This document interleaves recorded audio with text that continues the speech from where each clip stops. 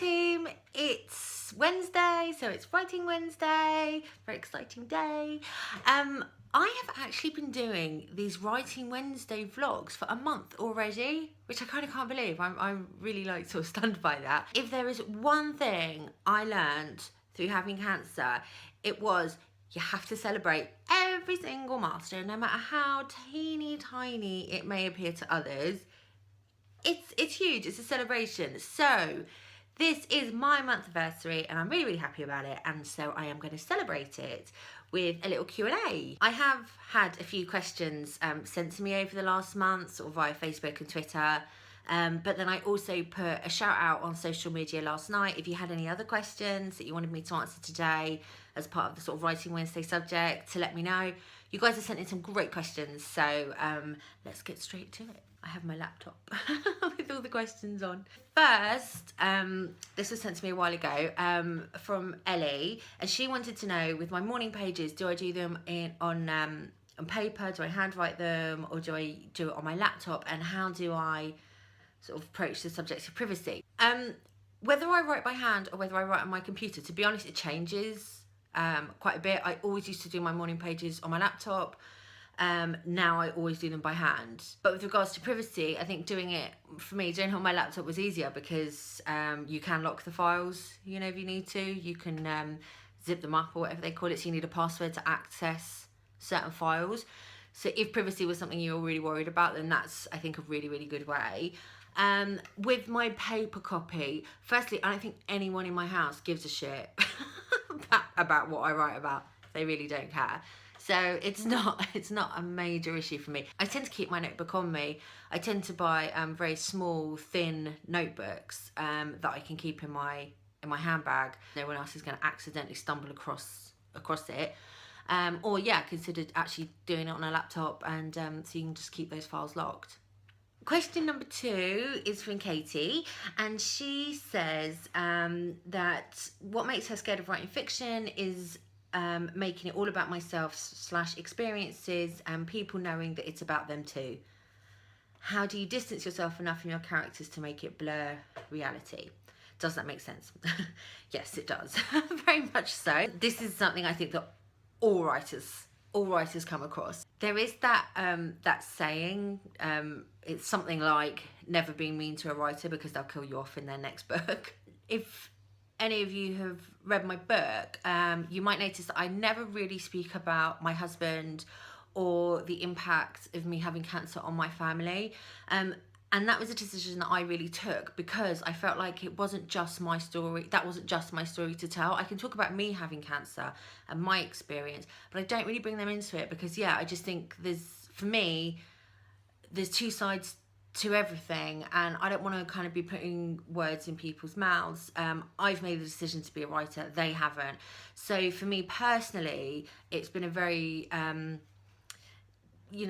conscious decision not to talk about like personal relationships. Having said that, that's a personal preference with regards to my cancer. There are absolutely other things I've written, especially fiction, where if certain people read certain things, they would probably recognise situations. I mean, I did speak last week about using narrative to work through trauma, and in a way I think it's probably kind of like what I was saying then, when I wrote a play that was put on earlier in the year about two parents deciding about their son's cancer treatment. Although I never considered that my story, so much of me still came through into it. But still, if you were watching it, it's not my story. It's because it's about a small boy that had cancer, and his parents' reaction to him having cancer, as opposed to the person who's got cancer. That was a lot of use of the word cancer. So I think that's maybe a way, is to just kind of set it in a very different setting, and in a very different character's body. Okay, the next one is from Sarah, and I've lost it. Hang on, I've lost it. Okay, so she asked, I'm really looking to get into journaling. Any top tips from how to get into it and make it a daily practice? Thanks. Well, I don't make it a daily practice, so I don't know if I'm the best person to answer this. But as I said, in answer to another question, I always have my notebook / journal, idea book, whatever, on me. I think once you make it kind of a conscious thing that you're actively going to try to do, then you just have to find moments in your day. So like, I hadn't had a chance to do any journaling or writing, personal writing, for quite a few days, and then on Sunday I just had quite a lot going on in my head, and we went to the weather was really nice, and we went to a pub. The kids were playing on the climbing frame, and my husband was in getting drinks and food and stuff, and I just had like, it was probably only like 5 or 10 minutes, but yeah, so I just whipped my notebook out of my bag and just, you know, did some writing about some of the things that were in my mind whilst I was just sitting, you know, at a table in a pub. So you just have to kind of start, I think, trying to identify like these little opportunities and actually writing within them, which is a million times easier if you make sure that you always have your notebook and your pen on you. But obviously I am quite used to sort of writing down my thoughts anyway though, so maybe that's already like a practice that I've established. But maybe if you're just starting, the Amazon man's here. I love him. Sorry about that. New books, yay. Anyway, if you are just starting journaling and trying to make it a daily practice, as you say, and trying to kind of get into create a habit, then obviously if you can find like a set time every day when you write at the exact same time every day, that really helps to program your mind and set a habit. I've read before that it takes like 21 days to make or break a habit. So yeah, maybe just for the first month, be like, right, at, I don't know, 7 a.m. every day, or at 7:30 once the kids are in bed, I'm gonna have 20 minutes, 10 minutes, 5 minutes, whatever it is, where I just sit down and I just write. Another good time I always think to write actually is just before bed.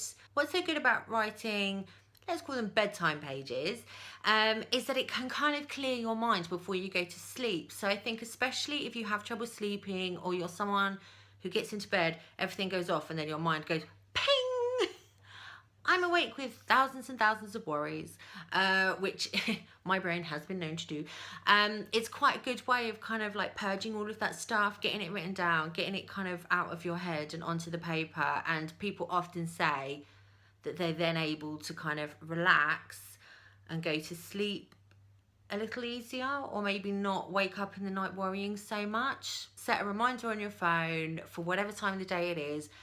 Commit to kind of really doing it for like a month, and then see how you go after that. You know, you might want to change the times, or you might find that you don't need to do it every day now, but it's enough at the front of your mind that, you know, kind of when you're feeling stressed, you've got a lot on your mind, that's a really useful tool for you to use.